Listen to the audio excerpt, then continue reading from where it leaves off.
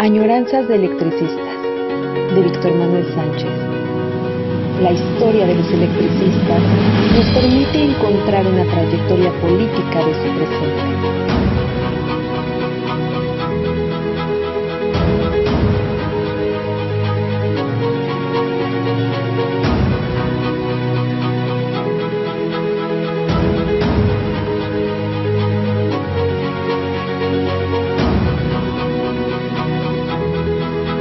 Comenzamos. Bien, estamos en el 2024. Esperemos que todo mundo la haya pasado bien,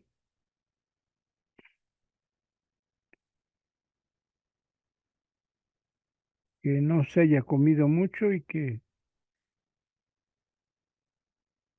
el que viene, el que empezamos, sea muy bueno, que tengan todos salud.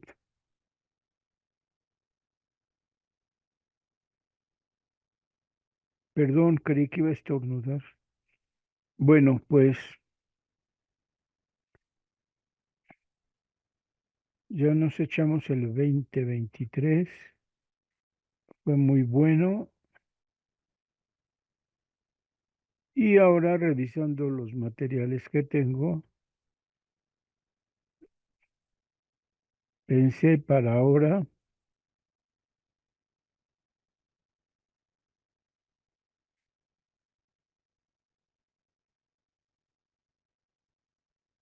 qué trabajo hacemos un tema. Permítanme, es que normalmente vamos tratando temas y yo creo, y voy dejando carpetas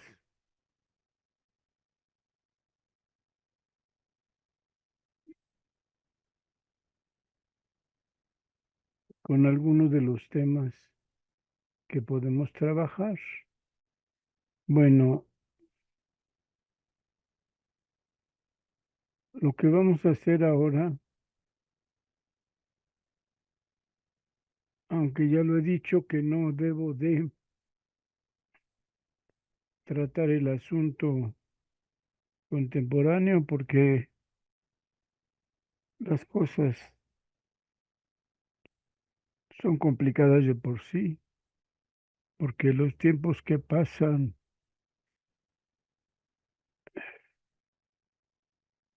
son contradictorios y complejos, y porque es cierto que en ocasiones no comprendemos cómo trabajar la historia. Creo que les he platicado que un antiguo secretario general del ESME me pidió que escribiera sobre sus años de gestión sindical y me lo pide diciendo por qué ha sido el periodo más importante para el ESME. Y yo le tuve que decir que sí, en efecto, quería escribir sobre esos años, pero que escribiría lo que saliera. Si en efecto era el mejor periodo sindical, la mejor gestión sindical, pues sería. Sin embargo, hay cosas que el desarrollo de los años no necesariamente son así.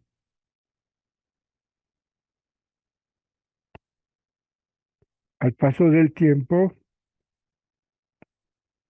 no, finalmente no terminé de escribir esa historia. Me había entregado eh, dos grandes carpetas con información para que yo las usara y tuviera material básico. Me lo pidieron, se acabó su gestión y no lo hice. El punto es que ese tema es muy delicado y por más que se diga que es la historia del ESME de más de 100 años, no necesariamente los 100 años son pulcros, no necesariamente son democráticos. Hay muchas contradicciones y como en 1942-52, la regresión sindical fue lo que marcó esos años. Hoy hay demasiados personajes que están presentes, que están en el ESME, simplemente que están vivos y tienen una perspectiva diferencial. Es decir, la historia del mes, el conjunto de todos los elementos, y en estas fechas de resistencia, todos los elementos son bastante complejos y contradictorios. Y hay tesis de doctorado, por ejemplo, hay una de maestría y de doctorado de una antropóloga que tengo mis críticas bastante interesantes porque va dejando huecos importantes. Entonces no trata el conjunto de forma integral y en ese sentido, aunque le hayan dado su maestría y su doctorado y ya tenga esos méritos académicos, no necesariamente es un trabajo de tesis de investigación, aún con doctorado, que sirva tan adecuadamente. Bueno, por eso esta historia contemporánea no suelo tratarla. Y hoy vamos a ver, con permiso de ustedes, vamos a trabajar una ponencia que yo elaboré acerca de la extinción en 2014. De tal manera que esto ya no solo lo escribí, sino que fue conocido por varias personas. Por lo pronto, en el Congreso, en el quinto Congreso Nacional de Estudios Regionales y la multidisciplinaridad en la historia. Un congreso que se organizó en Tlaxcala en septiembre de 2014, perdón, en la Facultad de Filosofía y Letras. Y ahí pues traté el tema, a muchos de los presentes les agradó, hicieron muchas preguntas no relativas a la ponencia, sino a dos cosas, que era el desarrollo de la industria eléctrica a partir de eso y cosas que se rumoraron porque Tlaxcala es uno de los estados que atendía el ESME en la distribución de energía eléctrica. Pues bien, vamos a tratar esto. El tema que le di a la ponencia se llama, porque aquí le están viendo, el dilema de la extinción de luz y fuerza del centro, entre paréntesis, ESME, inexistencia o resistencia. Y bueno, avanzaremos hasta que nos dé tiempo, el tiempo. Este era el problema. El 9 de octubre del 2009, casi a la medianoche, el presidente decretó la extinción de la empresa Luz y Fuerza del Centro, con el argumento de baja productividad, ineficiencia financiera y altos costos, a lo que llamó caso fortuito de fuerza mayor y fuerza mayor. La consecuencia directa de ese decreto fueron 44,000 trabajadores que quedaron sin empleo, inestabilidad en la jubilación de 22,000 electricistas y por lo mismo se desapareció el contrato colectivo de trabajo. Es 2014. Son 5 años de conflicto entre el gobierno y la resistencia obrera electricista. Es decir, el ESME tuvo conflicto y se enfrentó tanto a Calderón como su siguiente presidencia. En forma simultánea, casi entre 10 y 20 minutos, se entregaron las instalaciones del organismo descentralizado, o sea, de Compañía de Luz al SAE, y este a su vez a la CFE, para mantener el servicio público de energía eléctrica sin interrupciones en el territorio de la extinta Luz y Fuerza. Los militares, desde las 10 de la noche, o sea, antes del decreto, tomaron todas las instalaciones estratégicas para impedir el ingreso de los trabajadores en su turno respectivo y sacar de su lugar a los que estaban trabajando.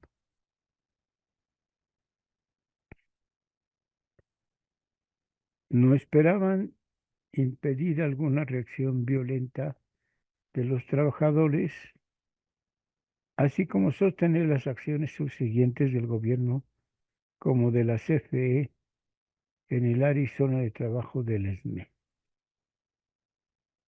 Fue el sábado, los trabajadores con alguna función en ese momento fueron desalojados y el lunes siguiente se impidió que los turnos correspondientes entraran.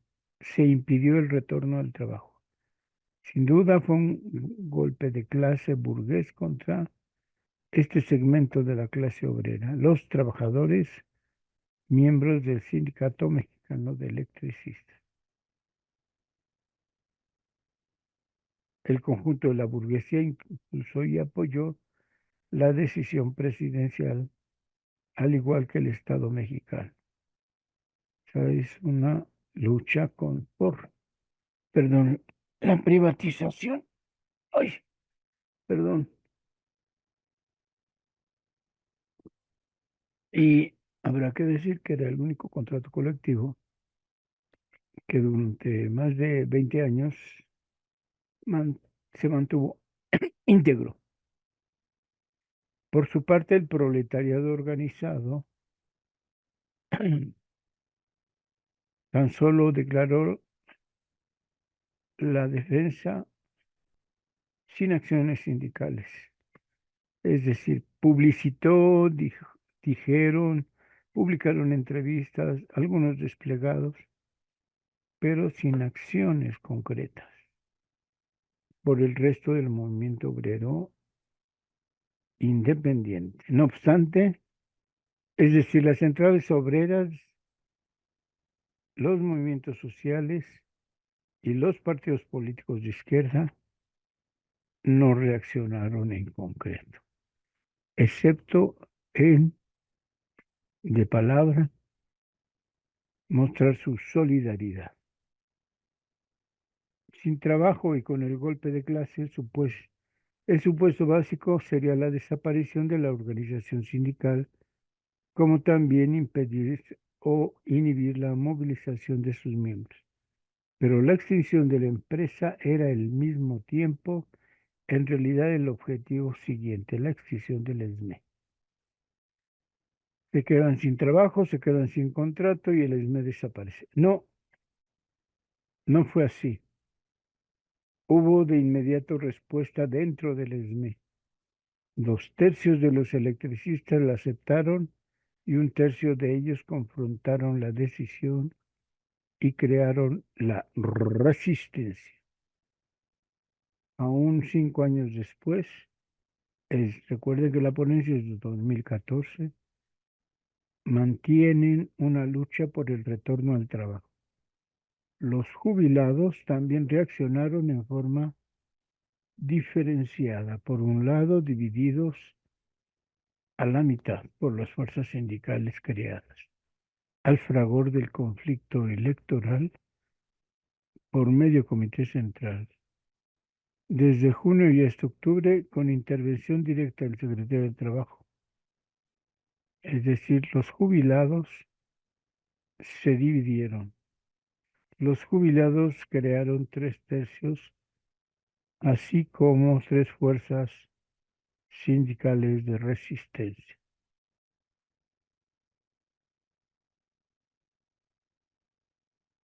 Las condiciones actuales del conflicto, como las de la industria eléctrica, muestran con claridad el objetivo de ese golpe de clase, la destrucción del ESME, pues era el único sujeto político opositor a la política industrial de privatización.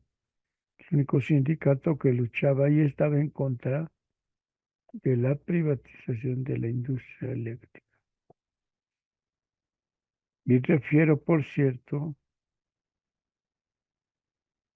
una tesis que les pido que localicen de Ana Margarita Gutiérrez Garza.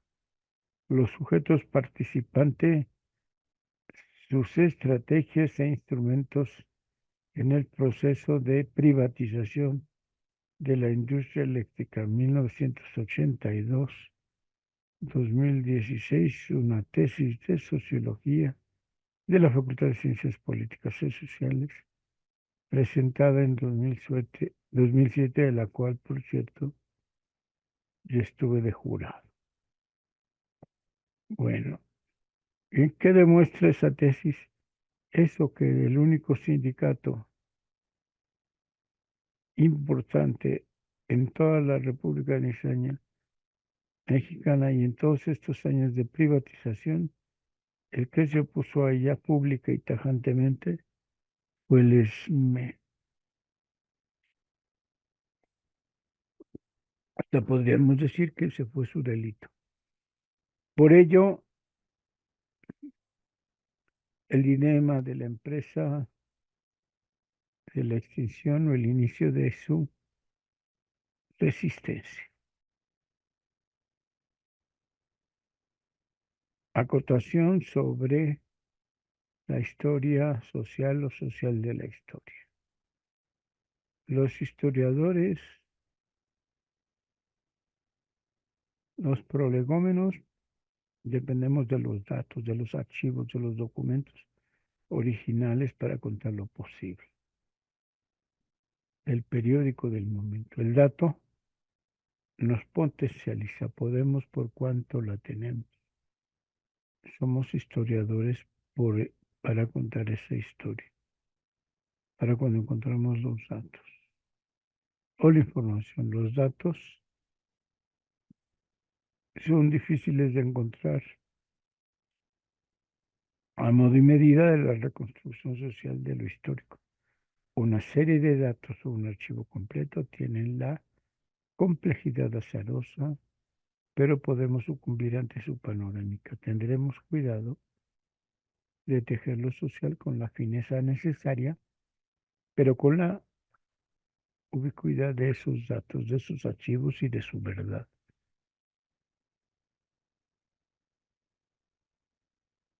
Tendremos que reconocer que nuestra construcción e interpretación se realiza en alianza con la filosofía y la teoría de los dos tiempos, aquel de corte muy temporal, decidido por los datos mismos, o quizá por nosotros, y del presente cuando estamos trabajando esos sucesos y procesos.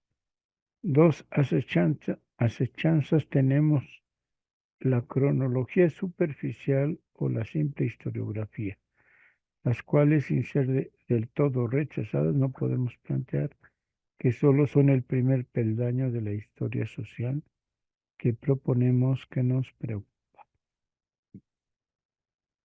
que nos ocupa. La presentación de datos encontrados o se formula en los tiempos distantes requieren de una postura sobre la historia, sobre la totalidad, sobre su concreción y sobre los múltiples apoyos tan indispensables de otras disciplinas. Contamos nuestras historias con auxilio de la economía política, de la sociología, del derecho, del manejo adecuado de cifras estadísticas, de las finanzas o los montos dinerarios de datos sendarios fiscales o impuestos, salarios e incluso de un archivo donde descriptiva se tenga por algún visitador o inspector del trabajo que haya realizado su labor con esmerosa calma, es decir, los periódicos son una parte, el estar viviendo el proceso son otra,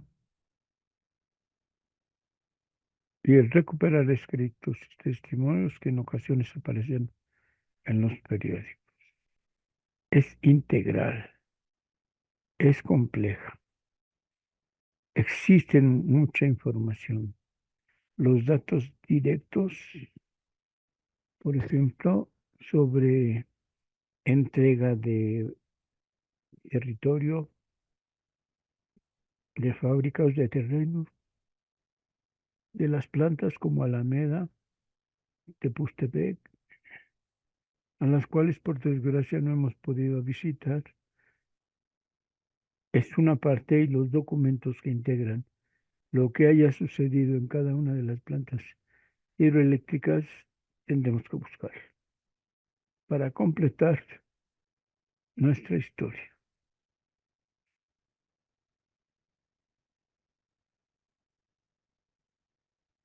Y tiene que ser integral, tiene que estar todas las partes. Entonces, si no logramos integrar todas las partes, lo que escribimos es parcial. Es la primera versión de nuestra historia. En este caso, es la primera versión.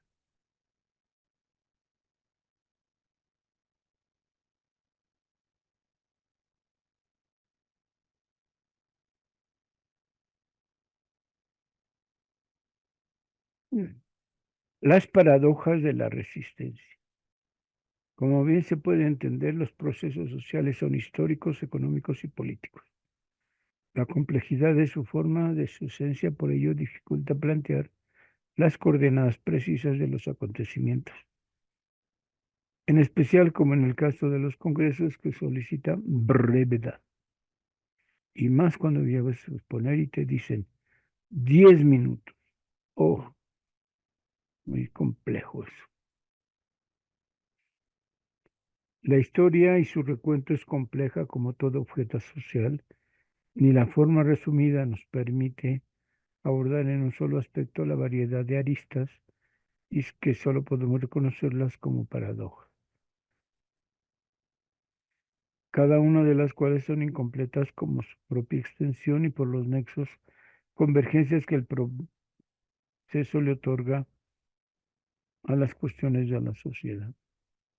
Primer aspecto, el político como cualquier burgués es notorio por sus méritos constitutivos. El organismo obrero reúne su desarrollo por cuestiones ideológicas o políticas que tienen su historia con sus anexos inherentes, pero horizontalmente con el gobierno, las empresas y los sindicatos.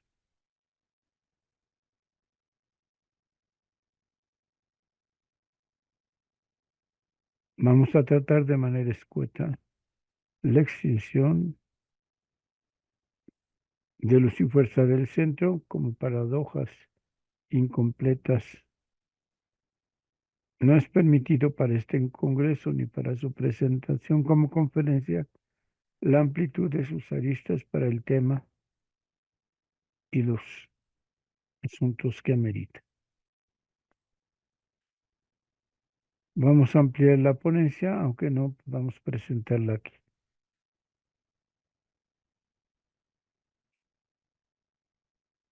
Hace tiempo las categorías marxistas están dejando de lado en el análisis de la historia y de la sociedad. Se comenta su existencia, su incapacidad por el desarrollo mundial del capitalismo, por la desaparición del llamado bloque socialista, porque los partidos comunistas desaparecieron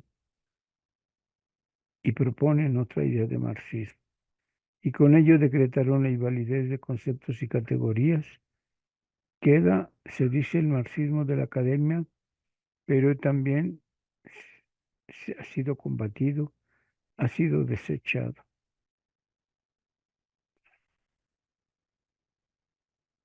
La extinción de los hijos del centro se trata con los conceptos clásicos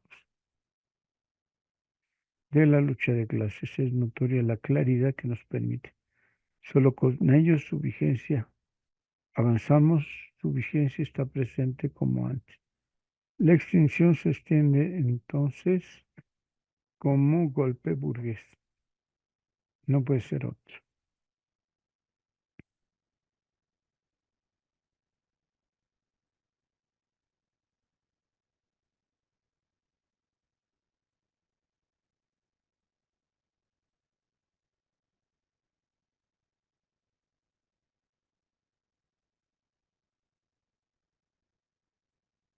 Permítame, se me movió la página.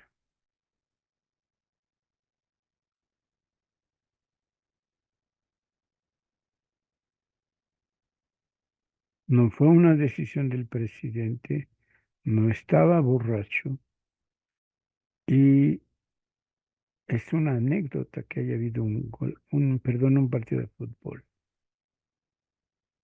Desaparecer de la noche a la mañana una empresa y el contrato colectivo y pagar liquidaciones con forma especial es porque todo estaba planeado desde meses antes. No fue un borracho el que decretó, o sea, él tomaba y era borracho, pero no es una acción de borrachera decretar la extinción, no. Era un acto contra la privatización de la industria eléctrica donde el sujeto activo está siendo utilizado por la burguesía financiera e industrial de la electricidad. Muy poderosas esas burguesías. La decisión tiene sus connotaciones políticas que son complejas. La burguesía afinó su golpe desde fines del siglo pasado a la expectativa del momento preciso, o sea, no le puso ficha, pero estuvieron preparados desde meses antes.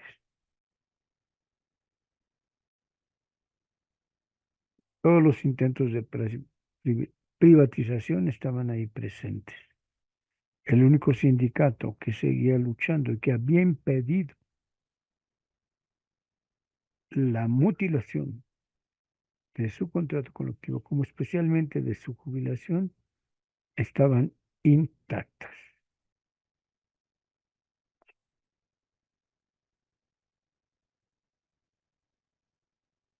Sus acciones simples parecen simples, pero es una compleja paradoja.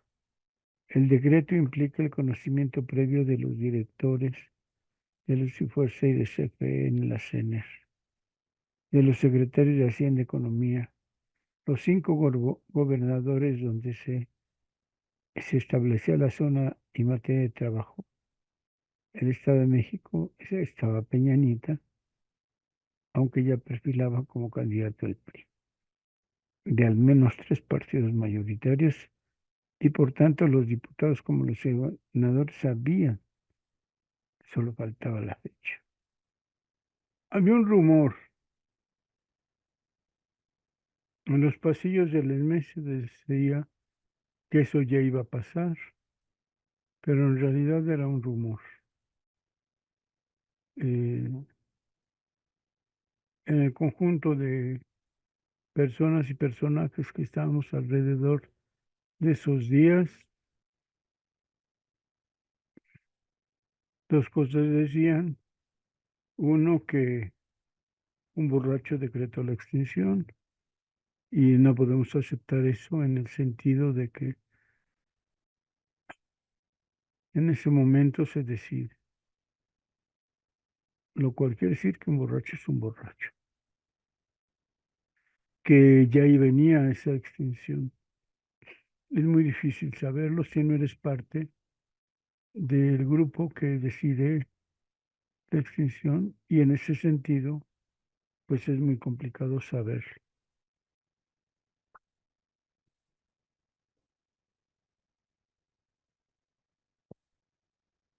El decreto implica, cuando aparece, el conocimiento previo de directores, tanto de Luz y Fuerza como de Comisión Federal, como de la CENER, como los secretarios de Hacienda y Economía y los 5 gobernadores, insistimos, especialmente el secretario de Defensa y de Marina, porque intervinieron en forma directa.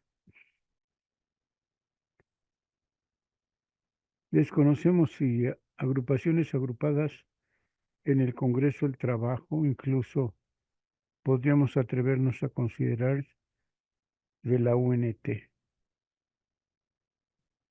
La bandera del PAN para crear el mercado de la industria eléctrica o su privatización les fue arrebatada por el PRI en esta época salinista.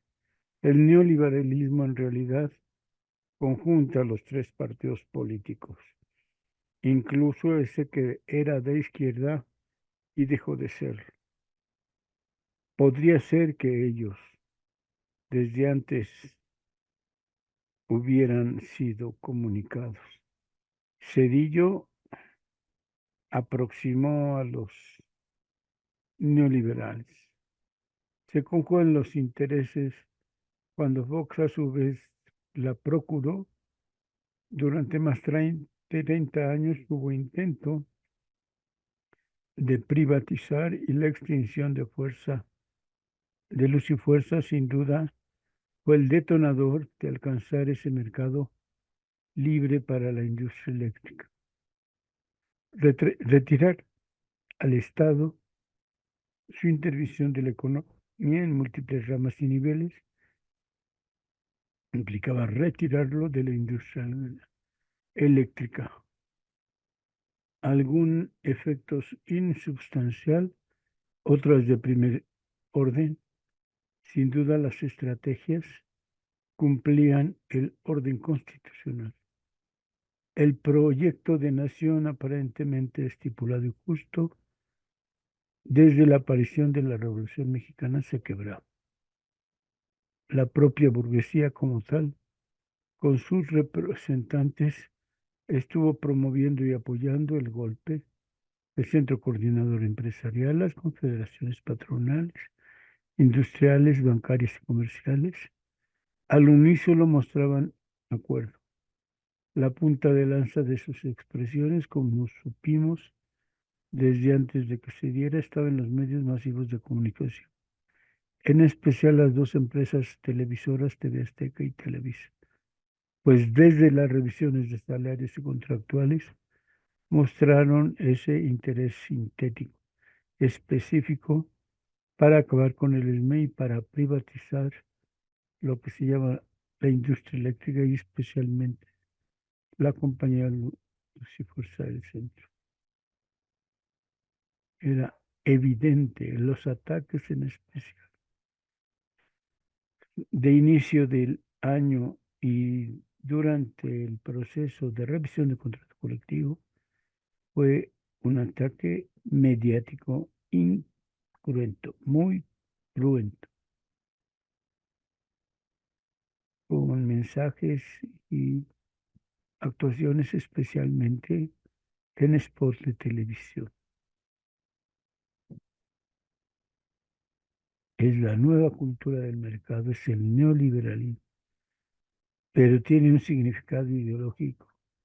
Esta política neoliberal, sus símbolos, cultura e ideología burguesa, que permeó a la sociedad en plena y en forma cabal. Este grupo de empresarios mexicanos y la propuesta de que una empresa extranjera, 2, especialmente las españolas, difundieron su capacidad para resolver la problemática en la distribución de la energía eléctrica en México.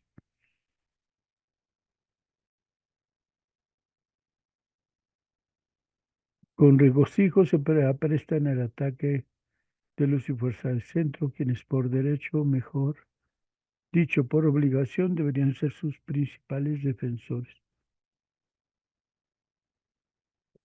Los debates recientes sobre el golpe de Estado para una empresa estatal, bajo la aberración de extinción, antes alarma se festina.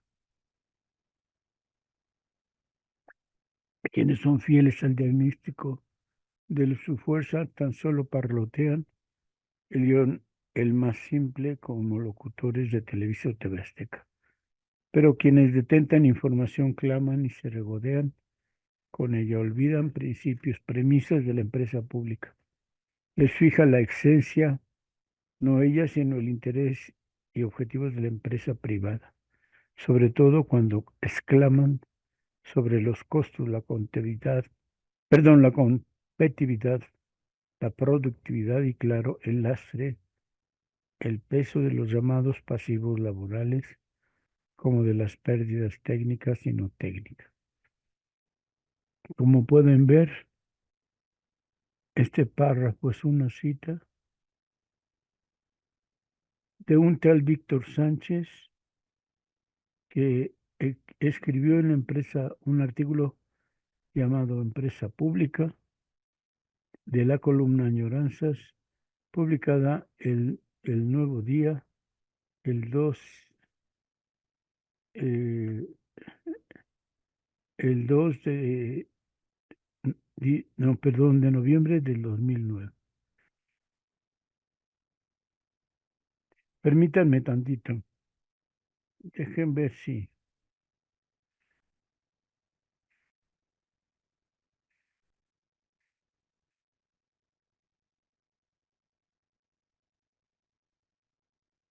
Ah,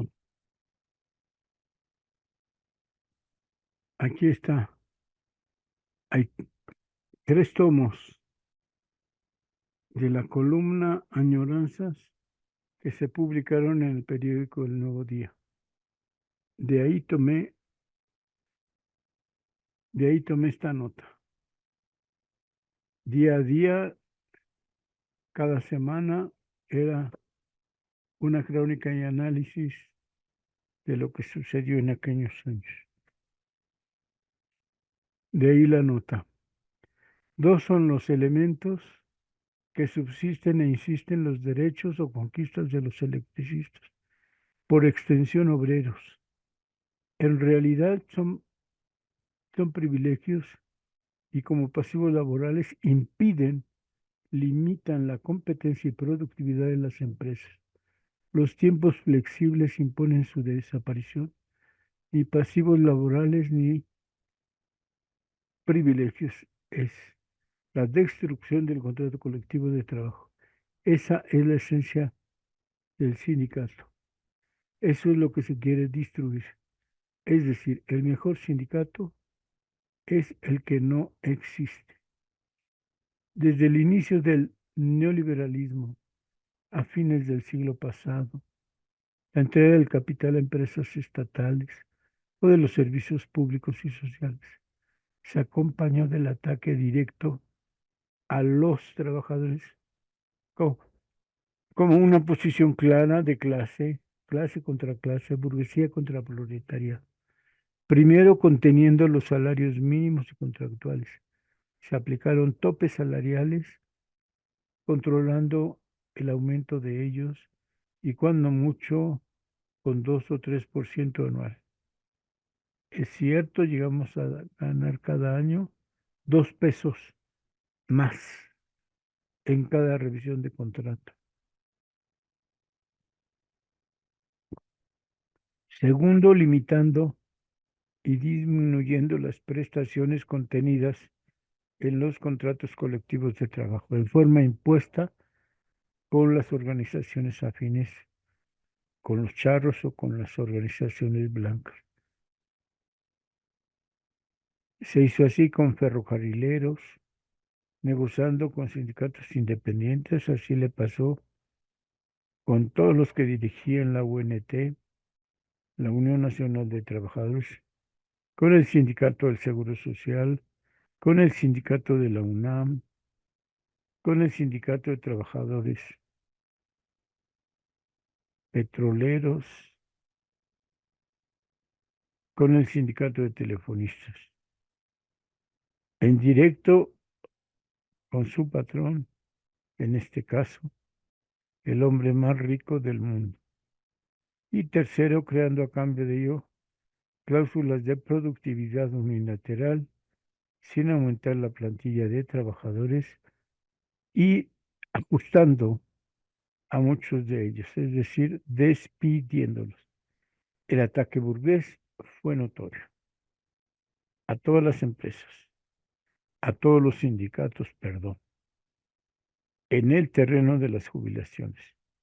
No hubo un sector de la clase obrera, de trabajadores del Estado, u organismo sindical ni partido político que de izquierda que detuviera la embestida contra los contratos y las jubilaciones. ¿Acaso se multiplicaron los análisis, las investigaciones, los frutos, perdón, los libros, los futuros oscurantistas? Aún así se pasó a la burguesía financiera el total de los fondos de ahorro para el retiro de los trabajadores. Se creó el SAR, las AFORES y las IEFORES para su administración de ese fondo acumulado para el retiro.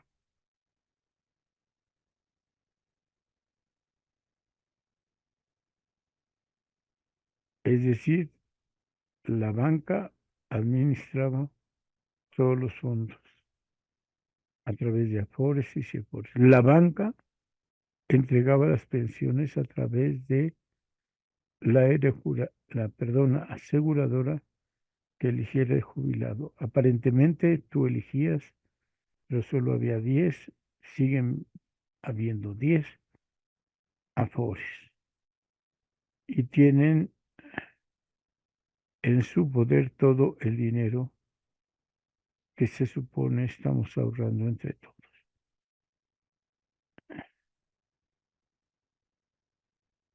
Tienen el manejo de todo el dinero del ahorro interno para las Afores de manera permanente hasta el infinito.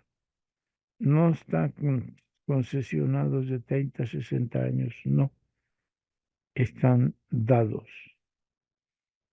Se presiona ahora las pensiones, también ahora y siempre nos alejan del término jubilación y todo lo que consigas es que tú lo ahorres de manera individual como cada trabajador. La administración y su fondo después pueden estar al remate con una aseguradora que nos entregará lo que tengamos. Hasta el concepto jubilado, insisto, se desapareció. Ahora eres pensionado. Le agregaron que no ahorras en pesos y eso contrasta con el pago que tendremos al final.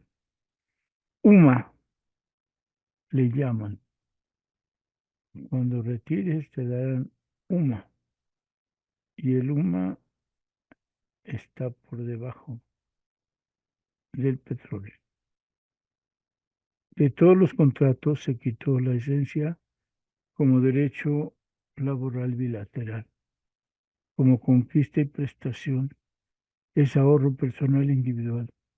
Además, se subió la edad a los 65 años. Se quitó la antigüedad laboral para obtenerla y la burguesía financiera controla, administra y explota esos fondos del SAR. Hasta pueden disminuirse la cantidad general y particular y esta parte es opuesta a nosotros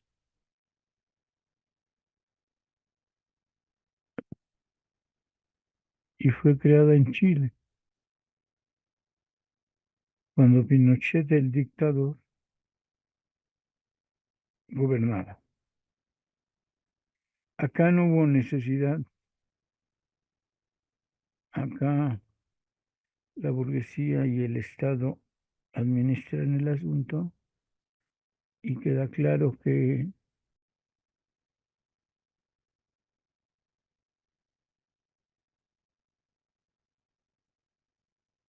a esta resistencia le va a quedar grande esa tarea.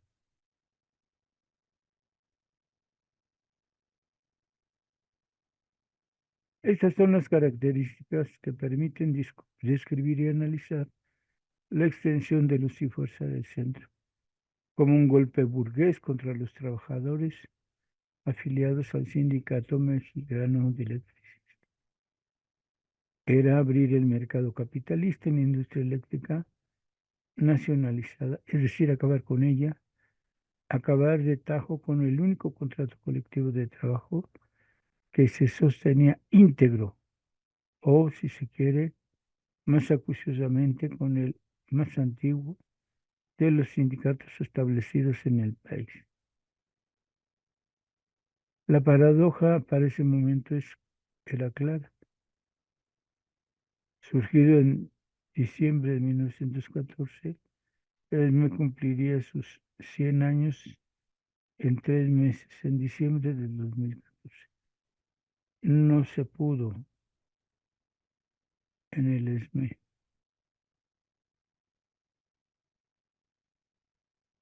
La extinción, otra vez se me movió. Perdonen, que se me equivoco de tecla.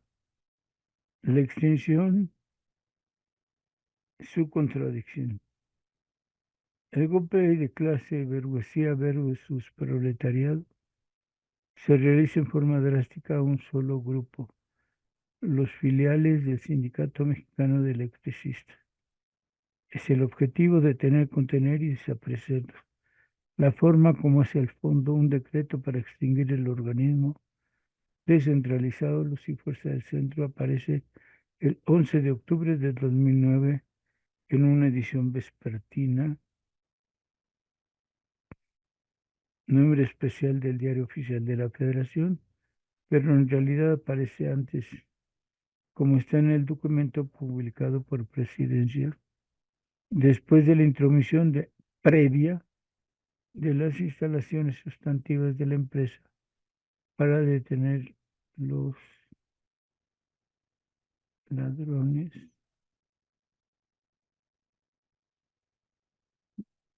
preparando para estorbando más bien el golpe de clase burguesa. Hubo los comentarios de impedir las posibles reacciones violentas de los sindicatos. El decreto, insisto, aparece en la edición matutina de aquel día, ordenando a las Fuerzas Armadas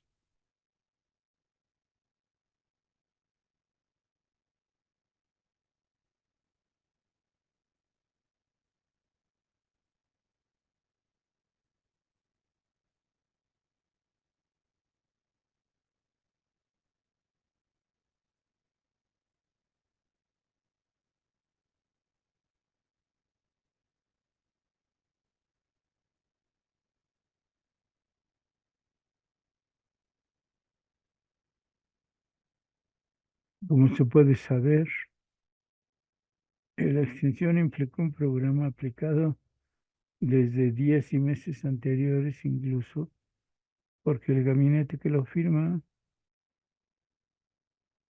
son varios.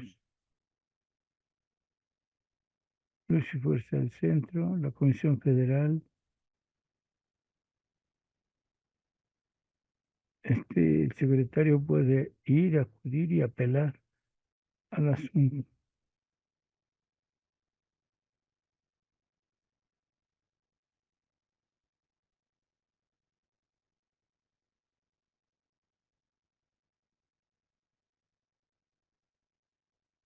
Bueno,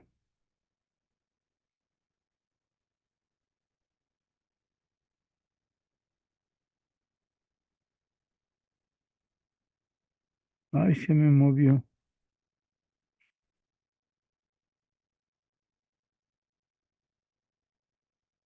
Que lleguen perdón, que lleguen los militares y los marinos mexicanos a tomar las instalaciones y a sacar a los que estén trabajando. Un punto ganado por ustedes, por estos burgueses. Lo otro, y por eso convocaron a tantas policías y al ejército era evitar, permítanme, ay, evitar el regreso y la acción eh, de compañeros enojados, la acción violenta de la toma de las instalaciones, cosa que no hubo, por cierto, y que todo el mundo estábamos esperando. Eso implicó un programa desde días y meses anteriores, porque el gabinete que lo forma para su muerte súbita, como causa fortuita y causa mayor, para entregar las instalaciones ese mismo día, y de inmediato en la misma semana, bueno, primero y de inmediato en menos de 15 minutos o 10, aparece el comodato dentro del SAE para realizar y el o como organismo encargado de la liquidación de la compañía de luz y en la misma forma simultánea impedir se aplique la reinserción laboral como patrón sustituto. Son acciones de extinción, traspaso o apropiación de las instalaciones como las funciones de luz y fuerza CFE. Un plan bien armado, un programa aplicado en tiempo y forma. No hay excusa. No fue una noche de borrachos, fue una noche de suma organización, por supuesto, muy organizado.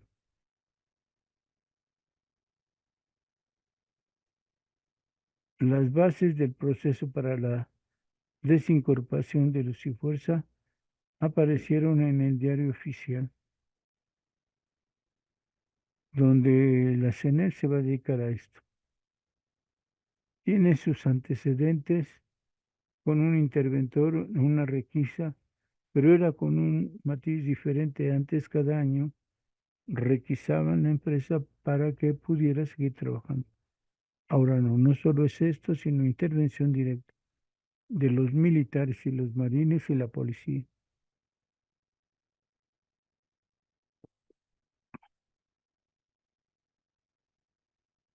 Se imponía la intervención a la empresa y punto, mientras se resolvía la firma del contrato colectivo. En este decreto de extensión, que es un instrumento legal para presentar la condición histórica deficiente de la empresa, los primeros 9 considerando su trayectoria para unirse en forma evidente a CFE como ese objetivo natural o para el décimo, los quebrantos únicos unilaterales provocados como un suicida harakiri perfecto. Nadie puede ni lograría ser responsable de esa consideración. La administración en forma unilateral, como se puede ver y comprender, hace de las suyas, aunque depende de CFE y de la Secretaría de Energía, de Economía y de Hacienda, pero sobre todo del Poder Ejecutivo Felipe el Pequeño, unilateralmente le aísla, determina que sus deficiencias solo son propias y y sin antecedente alguno. 3 cuestiones elementales a los organismos públicos. Como empresas estatales, Hacienda les requiere todos sus haberes y en cambio les otorga un presupuesto. Con ello les limita todo, especialmente su capacidad para invertir, es decir, los dineros no los trabaja ni compañía de luz ni los trabajadores. Era una de las declaraciones falsas de Calderón. Los pasivos laborales son históricos, pero si los presupuestos se limitan, en efecto,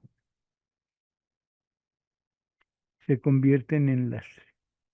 Luz y Fuerza compraba más del 90% de su energía a CFE a precios caros y se le obligaba a venderla, distribuirla y comercializarla a tarifas por debajo de dicho precio. De esta forma vivía siempre con deuda a Comisión Federal de Electricidad. Inclusive la crítica situación financiera atribuida a los fuerza comparando los números negros de aquella, olvida que se le habían transferido más recursos,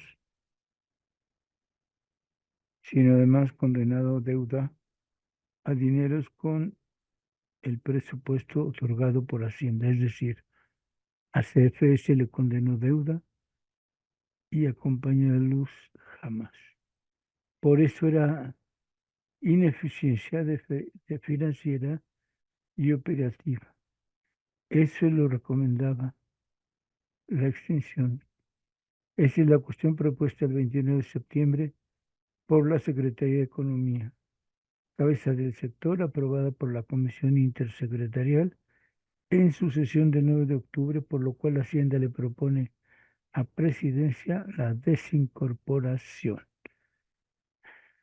En razón de que el funcionamiento de la fuerza del centro no resulta conveniente desde el punto de vista de la economía nacional ni del interés, una declaración contundente contra Compañía de Luz.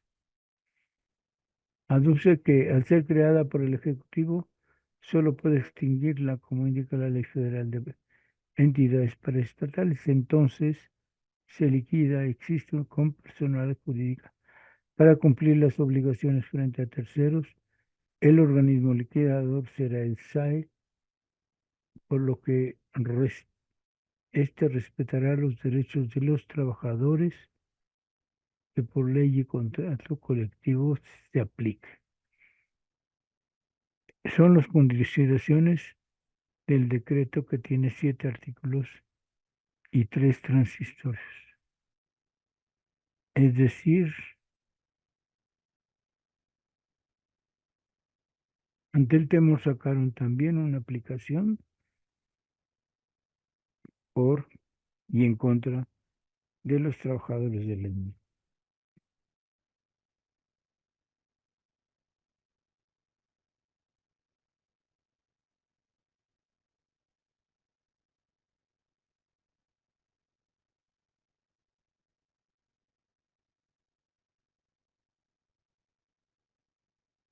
Pues miren, ya se nos acabó el tiempo.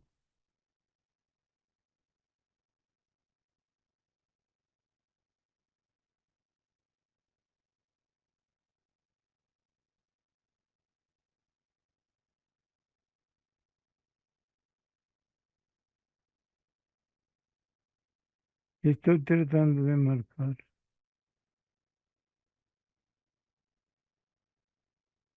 la parte en la que nos estamos quedando.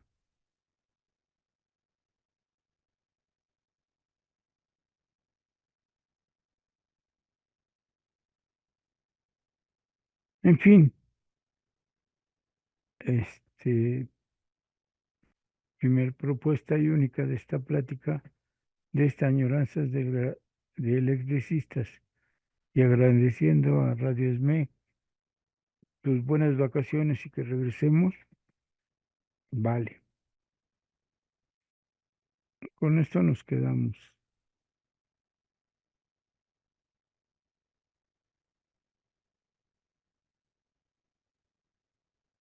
Y entonces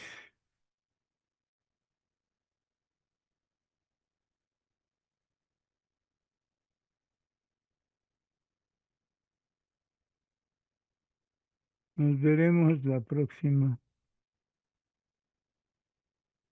Oiga, no puedo agrandarlo.